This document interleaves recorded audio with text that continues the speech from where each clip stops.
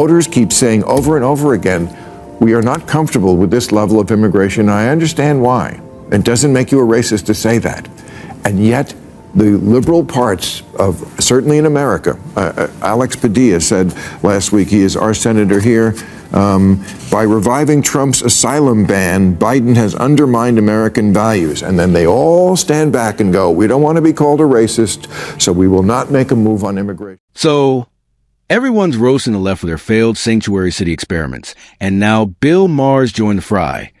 According to him, the entire concept was never practical to begin with.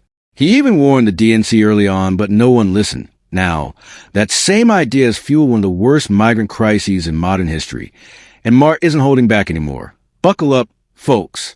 This one's blazing hot. The same principle as I was saying before about like the reverse of what liberalism really is. Liberalism is, for the sake of humanity and compassion, can we get these people off the streets? And woke is, how dare you ask them to move? This is their home. They have rights. No, it's not. There's easily a better solution to this. But instead they put them in hotels? That's your answer, hotels? Could everybody just stop the... Maher takes a hard stance on what he calls true liberalism. And in his words, it's not about turning the streets into open-air shelters. Real compassion, he says, means getting people off the streets, not making them comfortable living there. True liberalism focuses on solving the root causes, mental illness, addiction, joblessness, not glorifying homelessness as an alternative lifestyle. Maher blasts those who think leaving the homeless alone is an act of kindness. To him, that's not compassion. It's neglect disguised as virtue. He reminds his audience that liberalism once meant helping people rebuild their lives. As he puts it, progress isn't found in ignoring suffering. It's found in ending it. Pretend that you love migrants so much, and then when we send them to you, you don't like them. You know? Mm-hmm. You're full of mm-hmm. And we can see that. Yeah, you like them when it wasn't your problem because you're not a border state. And then when they show up in Chicago and New York, you're like, what are we going to do with these people? Then there's New York City Mayor Eric Adams. Once one of the loudest voices for open borders, he proudly declared New York a sanctuary city.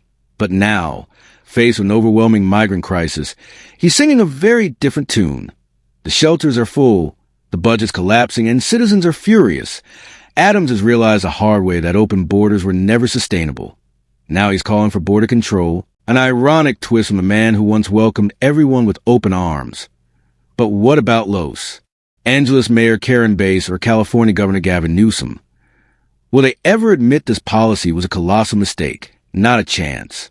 They'll keep defending the illusion of compassion while their cities crumble under the weight of their own failed ideology. Eventually, this was going to come to a neighborhood near you, and it is. We need to control the border. We need to call a state of emergency, and we need to properly fund this national crisis. We need help. We need help, and it's not going to get any better. From this moment on, it's downhill. There is no more room. And that right there, that's the real problem. Many Democrats privately admit that open borders are straining America's safety and resources to the breaking point. But publicly, they stay silent. Behind closed doors, they see the rise in crime, the overwhelmed systems, and the chaos. Yet when the cameras roll, they stick to the party line. Why? Because honesty comes with a price. The moment someone questions a policy, the fringe left swoops in with accusations of cruelty or betrayal. So, instead of leadership, we get fear. Instead of truth, silence.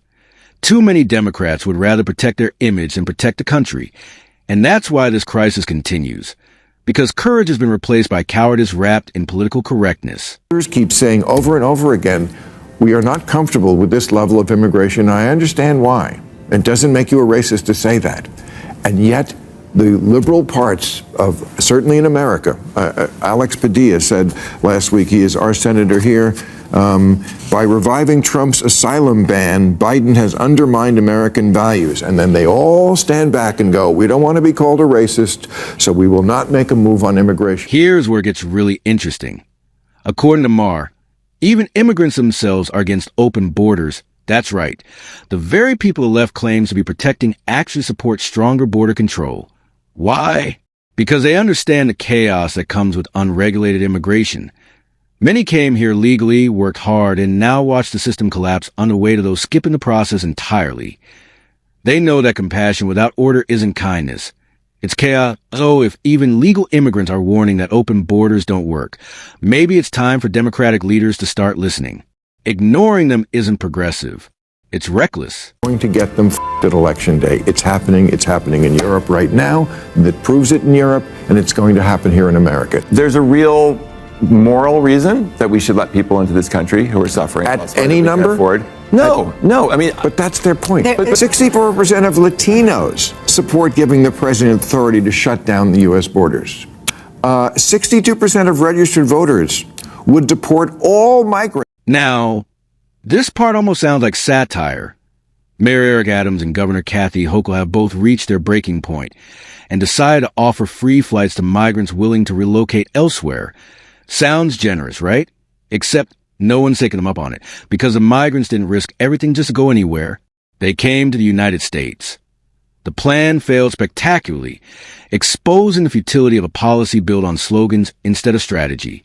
Now, the same Democrats who once bragged about being a sanctuary for all are quietly trying to distance themselves from the crisis they create. They're running from their own policies, but can't admit it because that would mean conceding that conservatives were right all along. What do you New Yorkers think of how Mayor Eric Adams and Governor Kathy Hochul? Yes, you pronounced it right. I take it you're a big fan. Have handled the city's migrant crisis. I saw today they're offering any of these migrants, this sounds like a game show, a plane trip to anywhere in the world. There's policy, you don't have to go home, but you can't stay here. Yeah. Let's call it what it is, double standards. Liberals have mastered the art of saying what sounds good, especially when the cameras are rolling and the election clock is ticking. They preach compassion, equality, inclusion, until those ideals backfire. Then it's silence, or finger-pointing. They perform empathy when it's convenient, and abandon responsibility when it's not. True leadership means standing by your convictions, even when they cost you politically. But for many on the left today, it's all about optics, not outcomes. And that hypocrisy is finally catching up. Some of these places sort of deserve it. I'll ask you this. By saying we're a sanctuary city, like how these terrible racist border states were, and then when they called their bluff and sent the migrants to them, they were like, suddenly they weren't quite so liberal. They're what I call liberal in theory people. No. A lot of people are liberal in theory, and when the migrants arrived, they were like, what the f***? Maher sums it up perfectly. It's not about room. It's about resources. America may be vast and powerful, but even the greatest nation has its limits. You can't invite the entire world in when housing, healthcare, and infrastructure are already overwhelmed. Compassion without capacity isn't kindness. It's collapse. Maher argues that migrants should channel their determination into fixing their own nations, fighting corruption, building stability. Because running to America can't be the only solution if the U.S. collapses under everyone else's problems. No one wins, saying, no isn't cruelty. It's realism, a defense of survival. Part of this is a backlash to how badly Biden handled the immigration situation. It can't just be like come one, come all, which Dude, it was. There's plenty of room here, and we need room. There's plenty of room in America. Come on, there's not a lack of room in America. But it's never about room. It's about resources and about like having countries have to have a border. It just can't be. I mean, they've done surveys and something like 200 million people around the world when asked, would you come to America if you could? Yes, I would. Why wouldn't they? Lots of countries, are and they would love to be here. You can't I'm not right. No, right. The places aren't, but well, they are. That's why they want to come. And it's usually because of America. What America's. And honestly, Maher has a point. People risk everything to come to America for safety, opportunity, and freedom. But welcoming everyone without screening or accountability doesn't make us noble. It makes us vulnerable. Unchecked immigration isn't compassion. It's chaos waiting to happen that a nation must protect what makes it worth coming to in the first place. Order, law, and stability. If we lose that, America becomes the very thing people are trying to escape. Maher's message cuts deep. America's compassion can't come at the cost of its survival. Sanctuary cities have failed. Blue states are backpedaling. And even immigrants are demanding stronger borders. Open borders don't save anyone. They endanger everyone. True liberalism isn't about slogans. It's about solutions. And until Democrats face that reality, the crisis will only deepen that America's heart is big, but its resources and patience are not limitless. And on that note, we wrap up today's video. If you enjoyed it, hit like, subscribe, and stay tuned for more. Thanks for watching, and I'll see you in the next one.